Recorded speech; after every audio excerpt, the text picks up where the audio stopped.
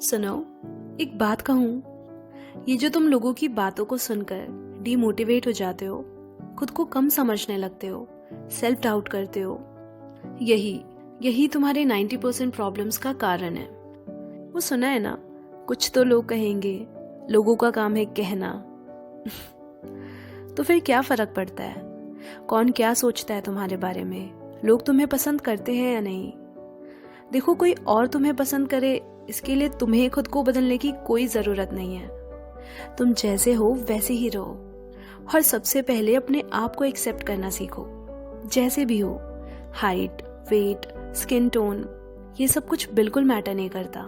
Remember, तुम एक limited edition हो, कोई और तुम्हारे जैसा नहीं है। तो तुम क्यों भूल जाते हो कि जिसने इस पूरे यूनिवर्स को इतना खूबसूरती से बनाया है, जिसकी सबसे बेस्ट और यूनिक क्रिएशन तुम खुद हो, तो कैसे सोच सकते हो कि उस खुदा ने तुम्हारे अंदर कोई कमी छोड़ी होगी।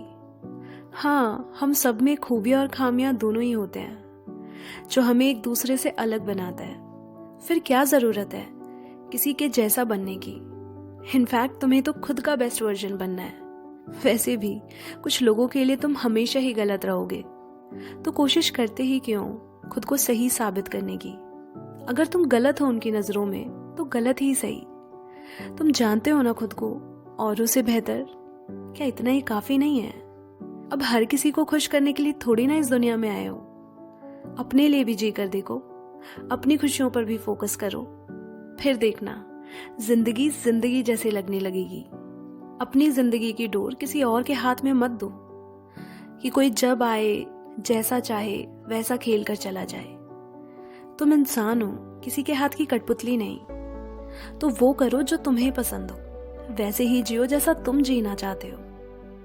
और अगर लोगों के कहने से तुमने खुद को बदल भी लिया ना, तो भी लोग सैटिस्फाई नहीं होंगे। उनकी सिर्फ एक्सपेक्टेशंस ही बढ़ेंगी तुमसे, बदलेगा कुछ भी नहीं। और फिर कहाँ तक, कब तक खुद को दूसरों के लिए बदलते रहोगे। इसीलिए अपनी पहचान मत खो, because it defines you and that's your identity. So just be yourself and don't let anyone change you.